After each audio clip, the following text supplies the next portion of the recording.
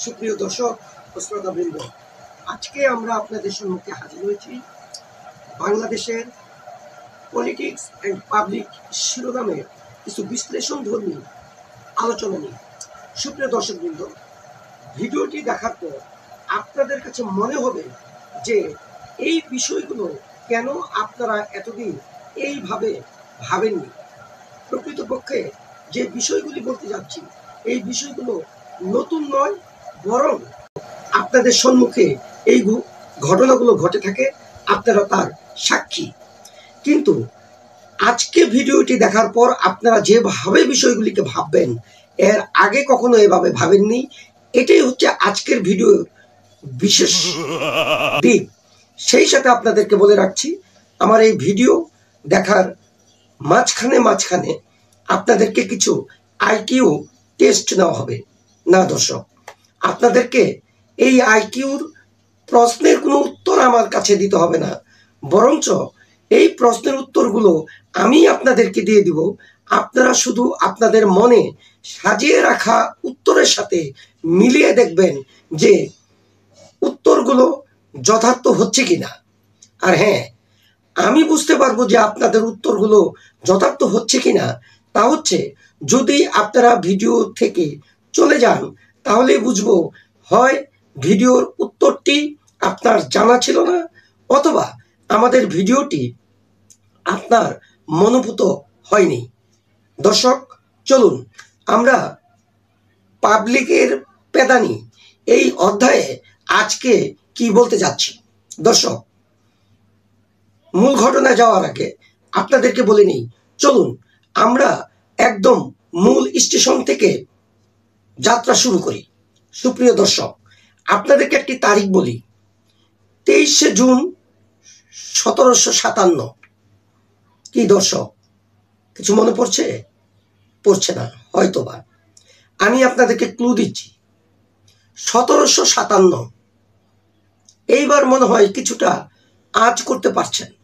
আর একটু পরিষ্কার করে দিচ্ছি, পর্দায় একজন ভদ্রলোকের ছবি দেখা যাচ্ছে। ছবিটি দেখুন, চেনা যায় এই ভদ্রলোককে? ইনি হচ্ছেন বাংলা, বিহার, উড়িষ্যার শেষ এবং স্বাধীন নবাব। হ্যাঁ সুধী দর্শক মণ্ডলী, ইনি হচ্ছেন নবাব সিরাজউদ্দৌলা। তবে আজকের বিষয়বস্তু সিরাজউদ্দৌলা নয়, তবে অনেক কিছুই মিলে যাবে তার জীবন থেকে। তবে ঘটনাগুলি বাস্তব, এখনকার এই মুহূর্তে। সুধী দর্শকবৃন্দ, সিরাজউদ্দৌলার নামের সাথে আরো একজনের নাম সম্পৃক্ত, তা হচ্ছে সেনাপতি মীর জাফর আলী খান। মীর জাফর আলী খানের যে কার্যক্রম, ষড়যন্ত্র, সেটা আজকে বাংলাদেশে নতুন একটি অ্যাডজেক্টিভ, অর্থাৎ কাউকে যদি তার কাজ সম্পর্কে ব্যাখ্যা করতে বলা হয়, শুধু যদি বলা হয় মির্জাফরি করা হয়েছে, তাহলেই পাবলিক বুঝে যায় যে ষড়যন্ত্র করা হয়েছে। দর্শক, মির্জাফর, সিরাজউদ্দৌলা এগুলো কোনো বিষয়ই আমাদের আজকের আলোচনার বিষয় নয়। তবে ষড়যন্ত্র বিষয়টাকে মনে রাখেন। এই ষড়যন্ত্র হচ্ছে এমন একটি যন্ত্র, মনুষ্য আবিষ্কৃত এই যন্ত্রের শুরু থেকে আজ পর্যন্ত কোটি কোটি বছর যাবৎ কোনো রকম সার্ভিসিং, ফুয়েলিং, সোলার পাওয়ার ছাড়াই যুগে যুগে এই যন্ত্র চলে আসছে, ষড়যন্ত্র। দর্শক, আসুন আমরা যে বিষয়ের অবতারণা করতে চলছি, আমাদের দেশে চারিদিকে যখন ভোট নির্বাচন শুরু হয়ে যায়, পাবলিকের মধ্যে এক ধরনের ঈদের আনন্দ বয়ে যায় এবং আমরা এই কালচারের সাথে অতি পরিচিত। এই বিষয়গুলি আমি আজকে আপনাদের সম্মুখে তুলে ধরছি এবং ঠিক কোন জায়গাতে ষড়যন্ত্র হচ্ছে আর কোন জায়গাতে সংস্কার দরকার। মনে হয় এখন পর্যন্ত আমরা সংস্কারের যা চাইছি সে কাঙ্ক্ষিত জায়গায় এখনো পৌঁছিনি, কিংবা এই বিষয়টি কেউ আলোচনায় আনছে না। শুধু দর্শকবৃন্দ, একবার ভাবুন, তার আগে নিচের ছবিটি দেখুন। মনে পড়ে এটি কিসের ছবি? হ্যাঁ দর্শক, এটি হলো আপনার এলাকায় যখন ভোটের সময় আসে তখন ভোট দেওয়ার জন্য এইভাবে লাইন ধরে আপনারা দাঁড়িয়ে থাকেন। তারপরের ছবিটি দেখেন, হাতের আঙ্গুলে ভোটের কালো দাগ লাগাচ্ছেন, অর্থাৎ আপনি ভোট দিচ্ছেন। তারপর ভোটের ব্যালটে আপনার পছন্দনীয় সিলটি মেরে নির্বাচনের ভোটের বাক্সে ফেলছেন। তারপর ভোট গণনা, কেউ পাস কেউ ফেল।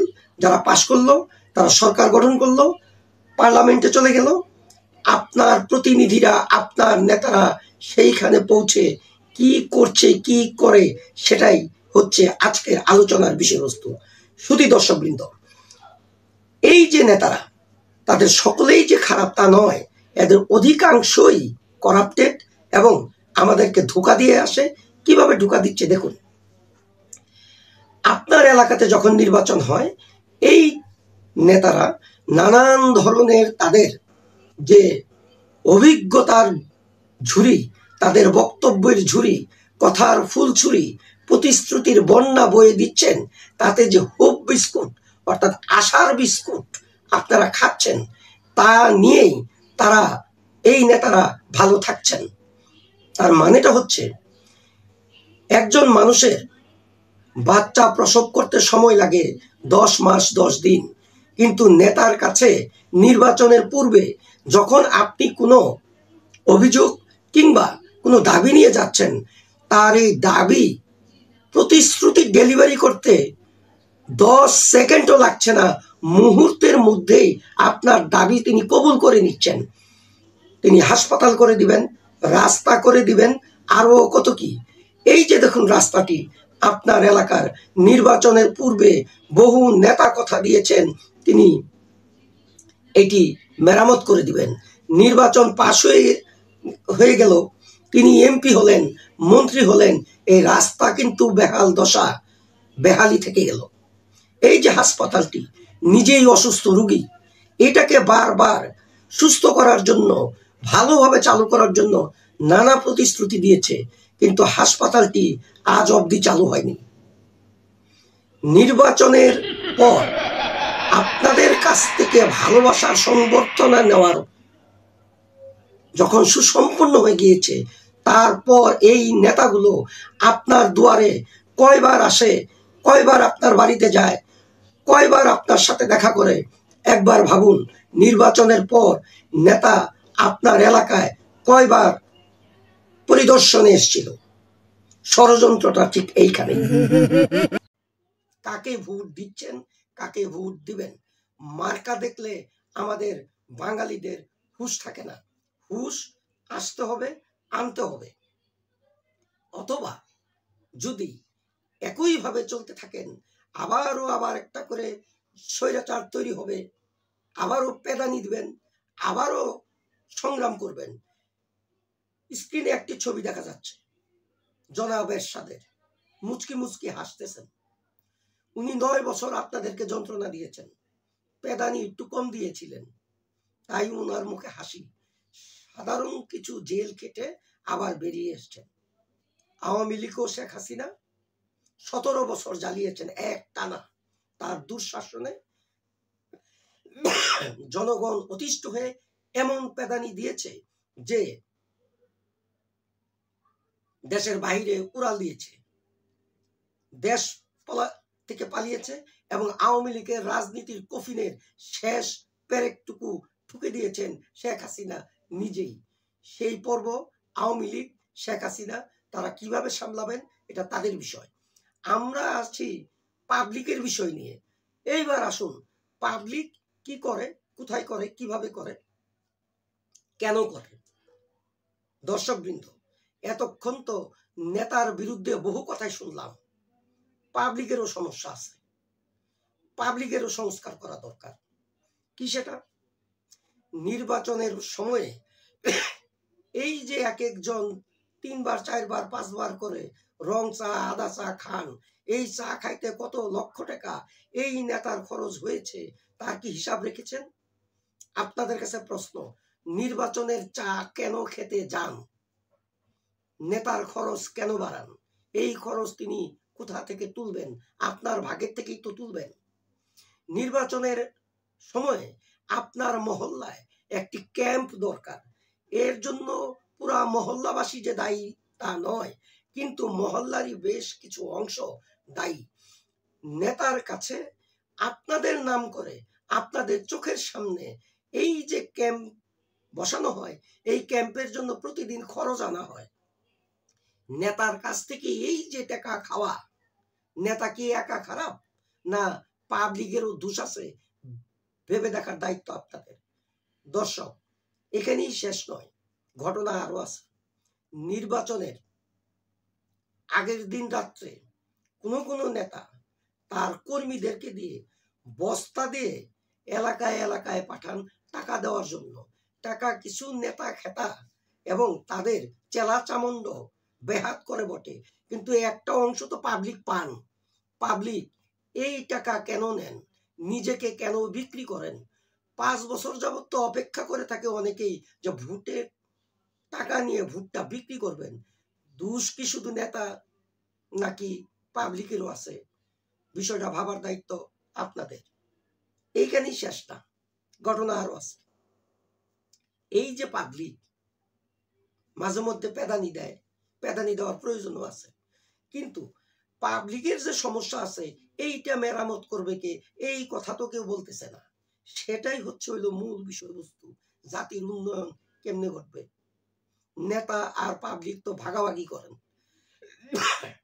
আপনার এলাকায় যখন ছেলের মেয়ের, ছেলের বউ মেয়ের জামাই, ভাই বোনের চাকরি দরকার পড়ে, টাকার বস্তাটা তো নেতার কাছে সবার আগে নিজেরাই যায় হাজির হই, নাকি তদবির করি যে টাকা তো অনেকেই দিবে, আমিও দেই। কেন? টাকা নিয়ে যাওয়ার দরকারটা কি? কেউ টাকা দিয়েন না, দেখি সরকার লোক নিয়োগ কোত্থেকে দেয়। ঘটনা এখানেই শেষ না। নির্বাচনের সময় দেখা যায় এক শ্রেণীর লোক ধুম করে আকাশ থেকে আবির্ভাব ঘটে। তিনি হচ্ছেন আপনার এলাকার কৃতি সন্তান, জীবনে যার মুখ আপনারা দেখেন নাই, তার 14 গোষ্ঠীর নাম ঠিকানাও এই এলাকাতে আছে কিনা সন্দেহ। আবার অন্য এলাকার থেকে নেতা আমদানি করে আপনার এলাকায় ইনপুট করে দেয়, আপনারা তাদেরকে নিয়ে নাচানাচি করেন। কেন রে ভাই? আপনার এলাকায় ভালো লোক নাই? এই যে লোকটাকে আচমকা হাজির করা হলো, যার মুখ জীবনে দেখেন নাই, আপনার এলাকার কোন রাস্তাটা কোন দিকে, যার কোনো বর্ণ নাই, এই লোকের কাছে জানা নাই, এই লোককে নিয়ে এত নাচানাচি কেন রে ভাই? এর জন্য দায়ী কে? এর জন্য দায়ী প্রধানত ওই দলের যে নেতা কর্মীরা রয়েছেন স্থানীয় তারা। কারণ তারা নিজেরা গুতাগুতি করে নিজেরা একমত হতে না পারার জন্য কেন্দ্র থেকে এই নেতাকে আবিষ্কার করা হয়েছে। তারপরেও আপনারা কেন মেনে নিলেন? এই যে নেতা কর্মীরা তো এই এলাকারই বাসিন্দা, তারাও তো জনগণ, তারাও তো জনগণের অংশ। তারা কেন সোচ্চার হইলেন না? তারা কেন এই নেতার পাশে গিয়ে দাঁড়ালেন? আপনারা নেতা কর্মীরা কেন বলেন না দলের ভিতরে যে দল থেকে যাকে নমিনেশন দিবেন তাকে ওই এলাকায় অন্তত পক্ষে 5 বছর রাজনীতি করার সময় কাটাতে হবে, অন্যথায় সেই এলাকায় তাকে নমিনেশন দেওয়া যাবে না? এটা নিয়ে কেন সোচ্চার হন না? দোষটা কি শুধু নেতার একার? দোষটা পাবলিকেরও আছে। এই যে আজকে কথাগুলি বললাম, পাবলিকের দোষ, পাবলিকের সমস্যা। নেতা তো দোষ হইলে পেদানি খায়, এইটা তো আমরা জানি, কিন্তু পাবলিকে দোষ করলে পরে এই রিপেয়ারিংটা কে করবে? অন্য কেউ না, নিজেদেরকে ঠিক হইতে হবে। সুপ্রিয় দর্শকবৃন্দ, আমাদের ভিডিও যদি আপনাদের ভালো লাগে, রাজনৈতিক বিশ্লেষণ যদি জানতে চান, তাহলে আমাদের কমেন্টস বক্সে লিখে আমাদেরকে উৎসাহিত করবেন। আমরা পরবর্তী ভিডিওতে আপনাদেরকে নির্বাচন, নেতা, নেত্রী, ভোট, আপনার এলাকার বিভিন্ন বিষয় নিয়ে সার্বিক আলাপ আলোচনা করব, যুক্তি, তর্ক, প্রামাণ্য চিত্র দিয়ে। ধন্যবাদ।